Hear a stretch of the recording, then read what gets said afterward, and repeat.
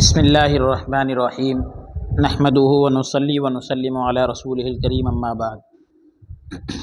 معزز سامعین اکرام، السلام علیکم ورحمۃ اللہ وبرکاتہ۔ باب العلم انواریہ ایجوکیشنل سوسائٹی و جامعہ انواریہ حیدرآباد انڈیا کے زیر اہتمام تفسیر مظہری کا سلسلہ وار درس جاری ہے۔ بیات شیخ المشائخ حضرت سید محمد عبد القدیر حسینی چشتی بخاری المعروف نورانی پاشا رحمۃ اللہ تعالی علیہ و برائے صحت یابی سیدہ فرحت فاطمہ المعروف سعدیہ حسینی حفظہ اللہ۔ آج کے ہمارے درس کا آغاز سورہ آل عمران آیت نمبر 40 سے ہے۔ اعوذ باللہ من الشیطان الرجیم، بسم اللہ الرحمن الرحیم۔ قال رب أنى يكون لي غلام وقد بلغني الكبر وامرأتي عاقر قال كذلك الله يفعل ما يشاء۔ زکریا کہنے لگے، اے رب، کیوں کر ہوگا میرے ہاں لڑکا، یعنی کیسے ہوگا میرے ہاں لڑکا،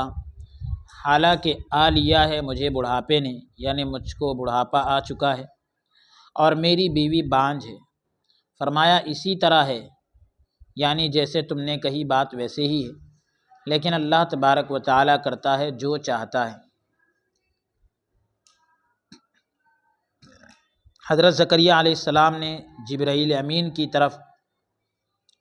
متوجہ ہوئے بغیر اللہ تعالیٰ سے مناجات کرتے ہوئے کہا، قال ربی، یعنی یہ بات حضرت زکریا نے فرمائی علیہ الصلاۃ والسلام۔ آپ سے یہ قول طبیعت کے تقاضے کے طور پر صادر ہوا۔ آپ نے یہ جو فرمایا کہ مجھے کیسے لڑکا ہوگا حالانکہ مجھے بڑھاپا آ چکا ہے، میری بیوی بانجھ ہے، تو یہ جو بات آپ نے ارشاد فرمائی طبیعت کے تقاضے کے طور پر فرمائی، کیونکہ یہ عادت کے خلاف تھا۔ آپ نے اسے عظیم جانتے ہوئے، بڑا اور تعجب کا اظہار کرتے ہوئے کہا جو طبیعت کا تقاضا تھا۔ طبیعت اس بات کو چاہتی تھی، کیونکہ بعض اوقات کبھی کبھی طبیعت کا تقاضا عقل کے تقاضے پر غالب آ جاتا ہے۔ طبیعت جو بات کو چاہ رہی ہے اور عقل جس بات کو چاہ رہی ہے، تو طبیعت کی چاہت عقل کی چاہت پر کبھی کبھی غالب آتی، ورنہ عقل اور علم دونوں یہ فیصلہ کرتے ہیں کہ اللہ تبارک و تعالیٰ کی قدرت سے کوئی چیز بعید نہیں ہے، دور نہیں، باہر نہیں، اور نہ ہی اس میں تعجب کی بات ہے۔ جس طرح کہ موسیٰ علیہ السلام نے حضرت خضر علیہ السلام کے ساتھ وعدہ کرنے کے باوجود آپ پر اعتراض کر دیا۔ وعدہ کیے تھے کہ کوئی اعتراض نہیں کروں گا، لیکن پھر بھی اعتراض کیے، اور کہا تو مجھے پائے گا صابر، اور کہا کہ تو مجھے پائے گا صابر، اگر اللہ تعالیٰ نے چاہا میں تیری نافرمانی نہیں کروں گا۔ اکرمہ اور دوسرے لوگوں نے کہا کہ جب فرشتوں کی ندا کو سنا، یعنی آواز کو، پکار کو سنا، تو شیطان آپ کے پاس حاضر ہوا، کہا کہ اے زکریا، یہ آواز اللہ تعالیٰ کی جانب سے نہیں ہے، بے شک یہ تو شیطان کی جانب سے ہے۔ اگر یہ اللہ تعالیٰ کی طرف سے ہوتی تو وہ ضرور وحی کرتا۔ تو آپ نے یہ کلام کی تاکید کو، آپ نے یہ کلام کی، یعنی آپ نے یہ کلام کیا تاکہ جو ہے وسوسہ دور کر دیں۔ حضرت حسن نے کہا کہ حضرت زکریا نے یہ جملہ اس لیے کہا تاکہ اس بچے کی پیدائش کی کیفیت کے بارے میں سوال کرے، پوچھے، یعنی کس طرح ہمارا بچہ ہو سکتا ہے، کیا اس طرح کہ تو مجھے اور میری بیوی کو جوان بنا دے اور اس کے بانجھ پن کو ختم کر دے، یا اس کی صورت یہ ہو کہ تو مجھے کسی اور عورت سے بچہ عطا فرمائے، یا پھر ہمیں پہلی حالت پر رکھتے ہوئے ہمیں بچہ عطا فرما دے۔ تو کیفیت کے بارے میں، بچہ پیدا ہونے کی کیفیت کے بارے میں سوال کیا۔ اب ترکیب کلام جو ہے مقلوب ہے، یعنی آپ نے جو فرمایا کہ مجھے بڑھاپے نے آ لیا ہے، یعنی مجھے بڑھاپا آ چکا ہے، یہ بعد میں آیا ہے۔ زکریا علیہ السلام کہنے لگے اے میرے رب کیوں کر میرے یہاں لڑکا ہوگا حالانکہ مجھے بڑھاپا آ چکا ہے۔ تو ترکیب کلام جو ہے مقلوب ہے، یعنی کلام کی جو ترکیب بن رہی ہے وہ یہاں پر اس میں جو قلب پایا جا رہا ہے، یعنی الٹ پھیر ہے ترکیب کے اعتبار سے، یعنی میں بوڑھا ہو چکا ہوں، یا اس کا معنی یہ ہے کہ مجھے بڑھاپے نے آ لیا ہے اور مجھے کمزور کر دیا ہے۔ ان دنوں جو ہے آپ کی عمر 92 سال یعنی 92 تھی۔ قلبی نے اسی طرح کہا ہے۔ ضحاک نے کہا کہ ان کی عمر 120 سال تھی، اور آپ کی زوجہ کی عمر یعنی آپ کی بیوی کی عمر 98 سال تھی، 98 ایئرس تھی۔ یعنی میری بیوی بچہ نہیں جن سکتی، آپ نے یہ فرمایا میری بیوی بانجھ ہے، کا مطلب میری بیوی بچہ نہیں جن سکتی، بچے کی ولادت میری بیوی سے نہیں ہو سکتی۔ آخر کا جو لفظ ہے مذکر اور مؤنث میں برابر استعمال ہوتا ہے۔ پھر اس کے بعد یہ ہے کہ آپ نے یہ فرمایا کہ بات اسی طرح ہے، لیکن اللہ تبارک و تعالیٰ کرتا ہے جو چاہتا ہے۔ یہ مبتدا محذوف کی خبر ہے، یعنی معاملہ اس طرح ہے، یعنی تیرا بچہ پیدا ہوگا جبکہ آپ بوڑھے ہیں اور آپ کی بیوی بانجھ ہے، یا یہ خبر ہے اور مبتدا جو ہے وہاں پر لفظ اللہ ہے۔ پھر ترکیب کلام یہ ہوگی کذالک اللہ یفعل ما یشاء، اس کا بیان ہوگا یا لفظ اللہ اس میں جلالت مبتدا ہوگا اور ما بعد جملہ یعنی بعد والا جملہ اس کی خبر ہوگا، اور کذالک جو ہے مفعول مطلق ہونے کی حیثیت سے منصوب ہوگا، یعنی اللہ تعالیٰ جو فعل چاہے ایسا کرتا ہے جس طرح یہ فعل، یعنی اس کے مثل جو ہم نے آپ سے وعدہ کیا، اگرچہ خلاف عادت ہے، عادت کے خلاف ہے، یا پھر یہ ما یشاء سے حال ہونے کی وجہ سے منصوب ہے۔ اگلی آیت کا نمبر ہے 41۔ قال رب اجعل لی آیہ قال آیتک الا تکلم الناس 3 ایام الا رمزا واذکر ربک کثیرا وسبح بالعشی والابکار۔ عرض کی اے میرے رب مقرر فرما دے میرے لیے کوئی نشانی، یعنی میرے لیے کوئی نشانی بنا دے۔ فرمایا تیری نشانی یہ ہے کہ نہ بات کر سکو گے لوگوں سے 3 دن مگر اشارے سے، یعنی 3 دن تک اشارے سے بات کرو گے، اور یاد کرو اپنے پروردگار کو بہت، یعنی زیادہ سے زیادہ اللہ کو یاد کرو، اور پاکی بیان کرو اس کی شام اور صبح۔ نافع ابو عمرو نے لی کی یا کو فتحہ یعنی زبر کے ساتھ، قال رب اجعل لی، تو لی کی یا کو جو ہے زبر کے ساتھ یعنی رب اجعل لیا پڑھا ہے، اور باقی قراء نے اسے سکون دیا ہے یعنی رب اجعل لی جزم دیا ہے، یعنی علامت۔ آیت کا مطلب یہاں پر علامت، میرے لیے بنا دے کوئی نشانی، مقرر کر دے کوئی نشانی، یعنی علامت جس کے ذریعے سے میں اپنی بیوی کے حمل کے وقت کو پہچان لوں، بیوی کا حمل میں اس کو پہچان لوں، پس تیرا شکر بجا لانے کے لیے عبادت میں زیادتی کروں یعنی اضافہ کروں۔ آیتوں کا فرمایا کہ تیری نشانی یہ ہے کہ نہ بات کر سکو گے لوگوں سے،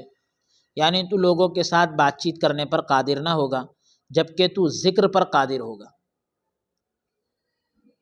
الا رمزا مگر اشارے کے ذریعے، جیسے ہاتھ اور سر کے ساتھ اشارہ، یعنی اپنے سر کے ذریعے سے اشارہ۔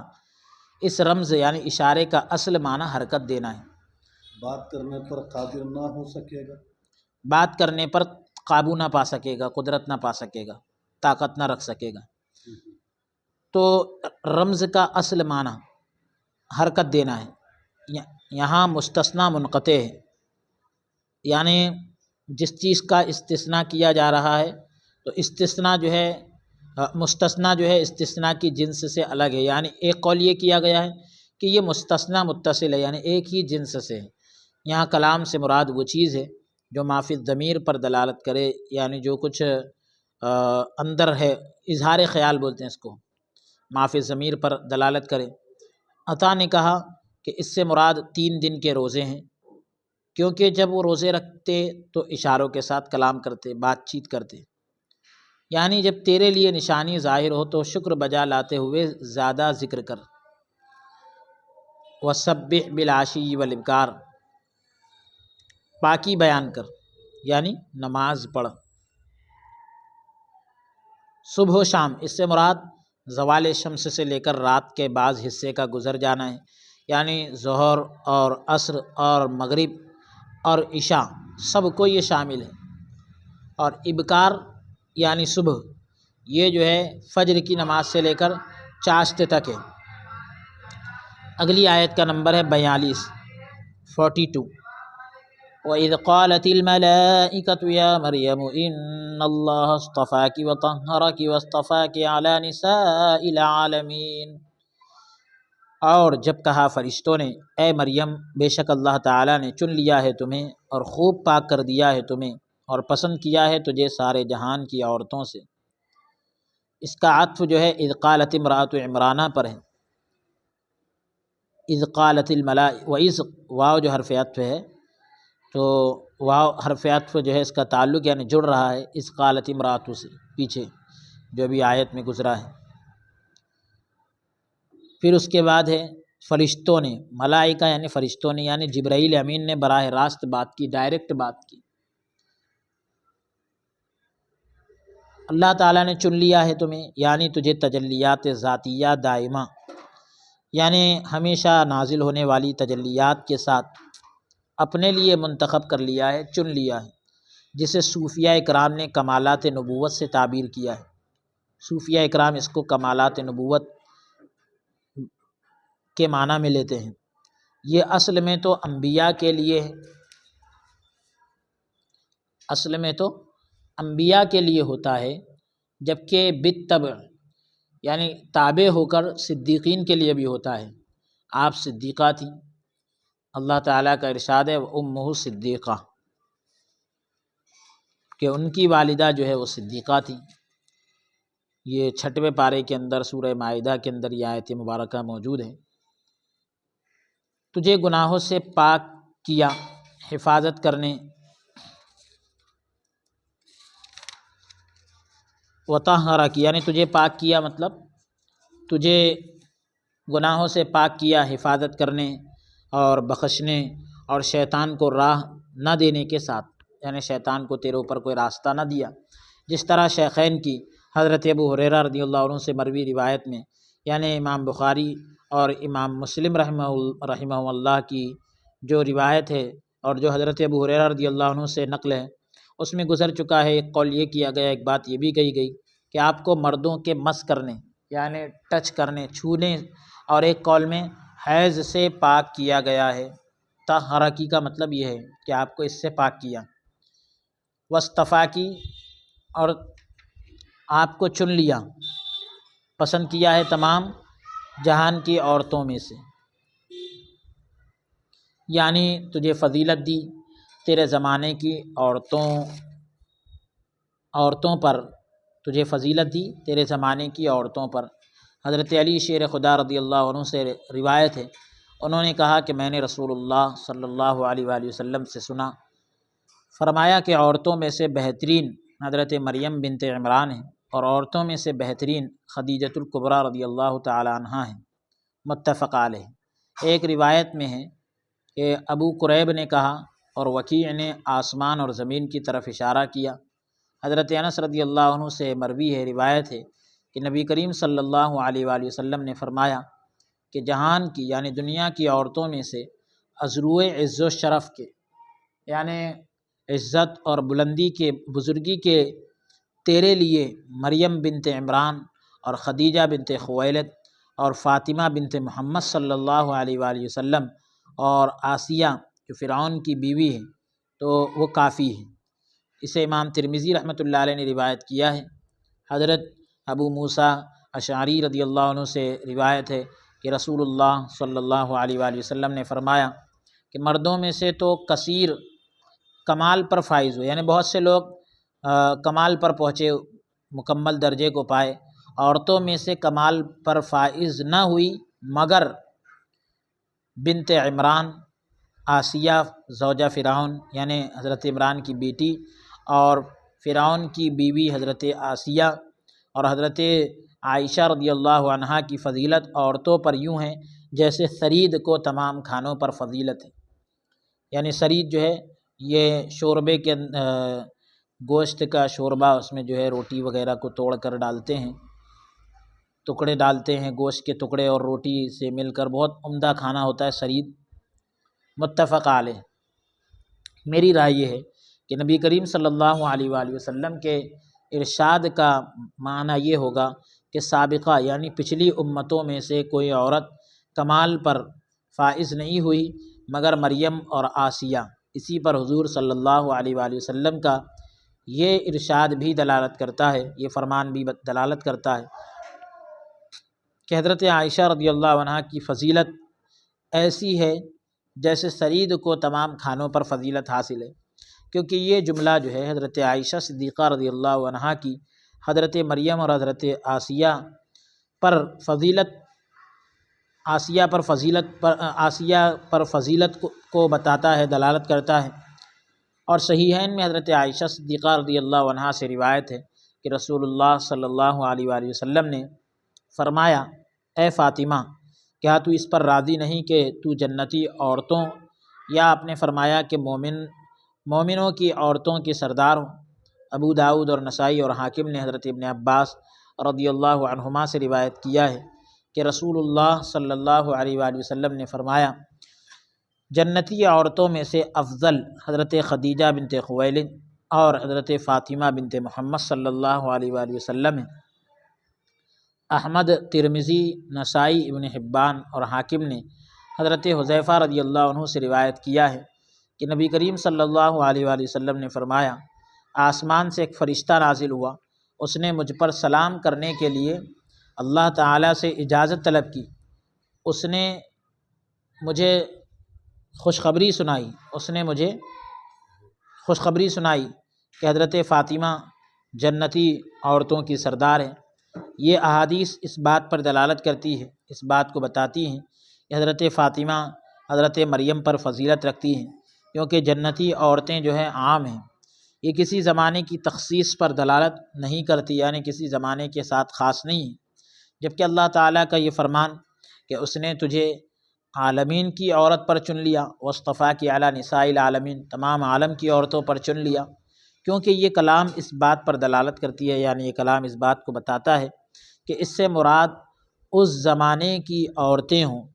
جس طرح ہم نے کہا۔ لیکن ایک روایت میں یہ بھی آیا ہے جسے ابو یعلیٰ، ابن حبان، حاکم اور طبرانی نے حضرت ابو سعید خدری رضی اللہ عنہ سے روایت کیا ہے کہ نبی کریم صلی اللہ علیہ وآلہ وسلم نے فرمایا کہ فاطمہ جنتی عورتوں کی سردار ہیں سوائے حضرت مریم کے۔ امام ترمذی نے حضرت ام سلمہ سے اور انہوں نے حضرت فاطمہ رضی اللہ عنہا سے روایت کیا کہ رسول اللہ صلی اللہ علیہ وآلہ وسلم نے مجھے خبر دی کہ میں جنتی عورتوں کی سردار ہوں سوائے حضرت مریم کے۔ یہ دونوں احادیث اس بات پر دلالت کرتی ہیں، اس بات کو بتاتی ہیں کہ مفضولہ عورتوں میں سے، یعنی جن عورتوں کو فضیلت دی گئی، ان میں سے حضرت مریم حضرت فاطمہ سے افضل ہیں۔ اور جو صحیحین میں حضرت مسعود بن مخرمہ کی حدیث ہے کہ حضور صلی اللہ علیہ وآلہ وسلم نے فرمایا، فاطمہ میرے جسم کا ٹکڑا ہے۔ امام احمد اور امام ترمذی اور حاکم کے یہاں حضرت ابن زبیر سے اسی کے مثل روایت ہے جو حضرت فاطمہ کی تمام مردوں اور عورتوں پر فضیلت کا تقاضا کرتی ہے، جس طرح امام مالک نے کہا کہ ہم رسول اللہ صلی اللہ علیہ وآلہ وسلم کے ٹکڑے کے ساتھ کسی کو ہم پلہ نہیں جانتے، یعنی ان کے برابر کسی کو نہیں جانتے۔ لیکن جمہور اہل سنت کے نزدیک اس سے وہ لوگ خاص ہیں جن کی فضیلت قطعی طور پر ثابت ہے، جیسے انبیاء اور صدیقین، باقی عموم میں رہیں گے، یعنی یہ انبیاء صدیقین خاص ہے، باقی عام کے اندر آئیں گے، واللہ اعلم۔ اگلی آیت کا نمبر ہے آیت نمبر 43 سورہ آل عمران۔ یا مریم اقنتی لربک واسجدی وارکعی مع الراکعین، اے مریم خلوص سے یعنی اخلاص سے عبادت کرتی رہے اپنے رب کی، اور سجدہ کر اور رکوع کرنے والوں کے ساتھ، یعنی اے مریم شکر بجا لانے کے لیے شکر ادا کرنے کے لیے نماز میں قیام کو لمبا کرو، جو کھڑے رہنے کی حالت ہے اس میں اضافہ کرو، اور جماعت میں نمازیوں کے ساتھ نماز ادا کرو۔ یہاں راکعات مؤنث کا صیغہ ذکر نہیں کیا، راکعین کہاں مذکر کا ہے، راکعین مذکر کا صیغہ ہے، رکوع کرنے والے مردوں کے ساتھ، مؤنث کا صیغہ نہیں ذکر کیا کیونکہ عورتیں مردوں کے تابع ہوتی ہیں، عورتیں جو ہے مردوں کے تابع ہوتی ہے، اس کے برعکس نہیں ہوتا، اس کا الٹا نہیں ہوتا، مرد عورت کے تابع نہیں ہوتے بلکہ عورتیں مردوں کے تابع ہوتی ہیں۔ بس کیونکہ عورتیں جو ہے وہ مردوں کے تابع ہوتی ہے، اس کے برعکس یعنی اس کا الٹا نہیں ہوتا، بس یہ حکم جو ہے عورتوں کو بھی شامل ہوگا۔ اور یہ جو ہے آپ کو یہ بھی علم ہونا چاہیے کہ یہ پچھلے شریعت کی بات ہے، اس کے سب احکام پورے الگ ہیں۔ رکوع کرو، رکوع کرنے والوں کے ساتھ، یعنی مذکر کا صیغہ لائے، مؤنث کا صیغہ نہیں لائے، راکعات نہیں لائے، کیونکہ وجہ اس میں صرف اتنی بتا رہے ہیں حضرت قاضی ثناء اللہ پانی پتی رحمۃ اللہ علیہ، عورتیں جو ہے مردوں کے تابع ہوتی ہے، مرد عورت کے تابع نہیں ہوتے، اس لیے راکعین کہہ کر مطلب اس میں راکعات بھی آ جائیں گی، رکوع کرنے والیاں بھی اس میں شامل ہوگی۔ راکعات بول کر راکعین یعنی رکوع کرنے والیاں بول کر رکوع کرنے والے مرد بھی شامل ہو سکتے،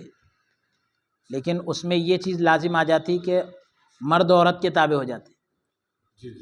اس لیے راکعین اللہ تبارک و تعالیٰ نے ارشاد فرمایا تاکہ یہ پتہ چل جائے کہ عورتیں جو ہے وہ مردوں کے تابع، اس کا الٹا نہیں۔ اب رہی بات یہ کہ رکوع کرنے والوں کے ساتھ رکوع کرو، تو یہ اس میں مطلب یہ کہ جو لوگ مرد لوگ رکوع کرتے ہیں تو اسی طرح تم بھی رکوع کرو، ان کے ساتھ رکوع کرو کا مطلب یہ ہے کہ اسی طرح تم بھی رکوع کرو، یہ مطلب ہے، سنگت کا مطلب یہ ہے یہاں پر کہ جس طرح وہ لوگ رکوع کرتے ہیں تم بھی رکوع کرو۔ اگلی آیت کا نمبر ہے آیت نمبر 44 سورہ آل عمران۔ ذَلِكَ مِنْ أَنْبَاءِ الْغَيْبِ نُوحِيهِ إِلَيْكَ وَمَا كُنْتَ لَدَيْهِمْ إِذْ يُلْقُونَ أَقْلَامَهُمْ أَيُّهُمْ يَكْفُلُ مَرْيَمَ وَمَا كُنْتَ لَدَيْهِمْ إِذْ يَخْتَصِمُونَ۔ یہ یعنی یہ واقعات جو ہے غیب کی خبروں میں سے ہم وحی کرتے ہیں ان کی آپ کی طرف، اور نہ تھے آپ ان کے پاس جب پھینک رہے تھے وہ اپنی قلمیں، یعنی آپ ان کے پاس نہیں تھے جب وہ یعنی مجاور، مطلب مجاور سے مطلب جو وہاں ان کے پڑوس میں تھے، ان کے پاس میں تھے، اپنی قلم اپنے پین ڈال رہے تھے وہ قرآ کے لیے کہ بھئی ان کی پرورش کون کرے گا، اس لیے یہ فیصلہ کرنے کے لیے کہ کون ان میں سے سرپرستی کرے مریم کی، ایہم یکفل مریم، تو یہ فیصلہ کرنے کے لیے یہ لفظ یہاں وضاحت کے لیے بریکٹ میں ذکر کیا، اصل ترجمہ یہ ہے کہ وہ لوگ جب اپنی قلموں کو پھینک رہے تھے کہ کون ان میں سے سرپرستی کرے مریم کی، اور نہ تھے آپ ان کے پاس جب وہ آپس میں جھگڑ رہے تھے، یعنی اختلاف کر رہے تھے پرورش کرنے کے بارے میں۔ ذالکہ یہ جو ہے مبتدا ہے، اس میں اشارہ ہے، اور اس کا مشار الیہ وہ قصے ہیں جو ذکر کیے گئے، کس کی طرف اشارہ ہو رہا ہے؟ وہ واقعات جو ابھی ذکر ہوئے ہیں، انباء الغیب، اس سے مراد خبریں ہیں، غیب کی خبریں۔ پھر اس کے بعد نوحیہ الیک،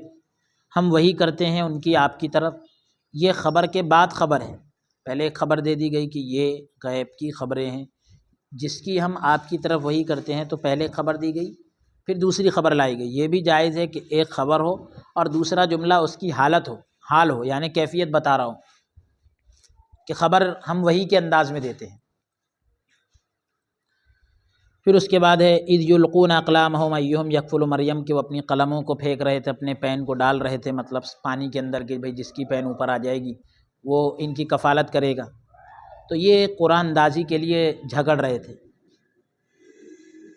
قرآن اندازی کے لیے کیا کر رہے تھے؟ جھگڑا کر رہے تھے۔ یہ جو ہے سابقہ کلام یعنی پہلے والا کلام کہ وہ وہی ہے، اس کی وضاحت کے لیے اور منکرین کے استہزاء کے لیے، ان کا مذاق بنانے کے لیے، جو لوگ انکار کرتے تاکہ ان کا مذاق بن جائے، کیونکہ علم کے اسباب 3 چیزوں میں محصور تھے، علم کے جو سورسز ہے، ذرائع ہیں، وہ 3 چیزوں کے اندر گھرے ہوئے ہیں، قید ہیں۔ پہلی چیز عقل، اور دوسری چیز خبر کا سماع یعنی خبر کا سننا، کوئی بتائے گا آپ کو تو آپ وہ سن کے پتہ چلے گا آپ کو۔ اور تیسری چیز ہے حواس، محسوس کر کے بھی آپ کسی چیز کا نالج لے لیتے، ٹھنڈی ہے گرم ہے، اس چیز کو آپ ٹچ کر کے پتہ کر لیتے کہ کیا ہے۔ نالج ہی بھی ایک قسم کا علم ہے۔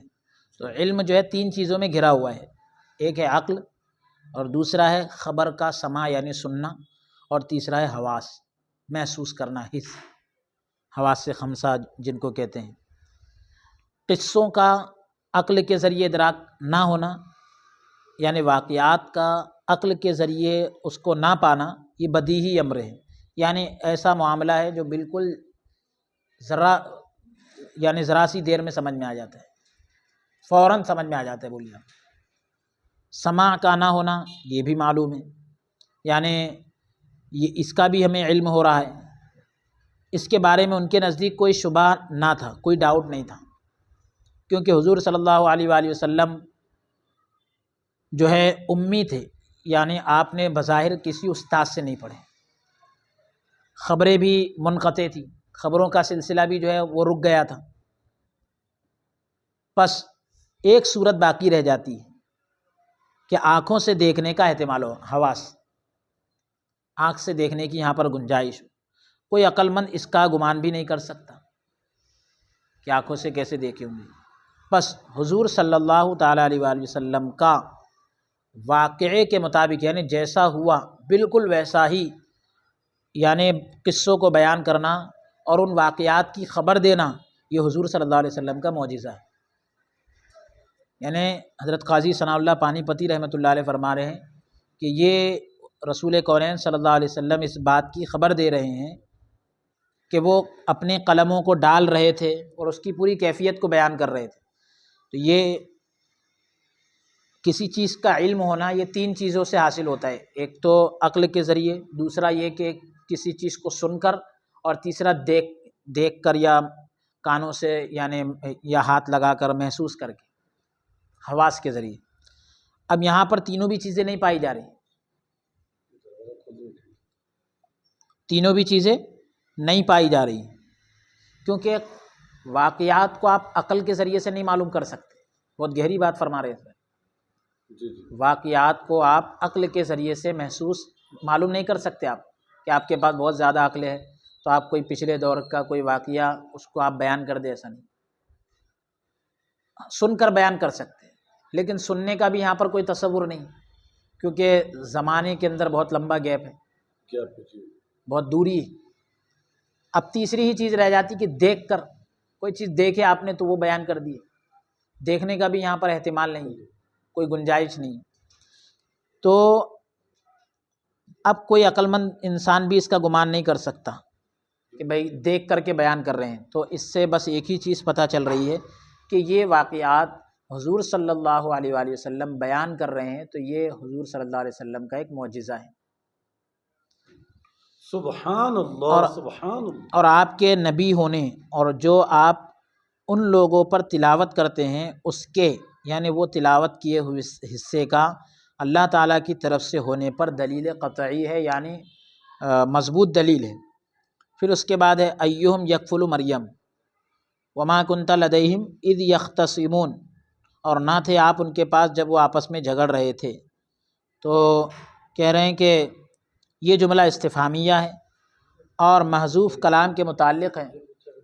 جس پر ماقبل کلام دلالت کرتی ہے، یعنی پہلے والا کلام اس کو بتا رہا ہے۔ تقدیر کلام یوں ہوگی، یعنی جو عبارت مقدر مانی جاتی ہے وہ اس طرح سے ہوگی، ملقون اقلامہم یقولون ایہم یکفل مریم، کہ وہ ڈالنے والے تھے اپنے قلموں کو، اپنے پین کو، جبکہ وہ کہہ رہے تھے کہ کون ان میں سے حضرت مریم کی کفالت کرے گا، پرورش کرے گا۔ اذ یختصمون، یعنی وہ اس کفالت میں جھگڑا کرتے تھے، یعنی اس کفالت میں پرورش کرنے کے بارے میں جھگڑا کرتے تھے۔ آج کے اس سلسلہ درس کو یہیں موقوف کرتے ہیں۔ وصلی اللہ تعالی وسلم علی خیر خلقی سیدنا محمد وعلی آلہ وصحبہ اجمعین والحمد للہ رب العالمین۔ اگلی نشست میں آیت نمبر 45 سے ہم تلاوت کریں گے سورہ آل عمران کی۔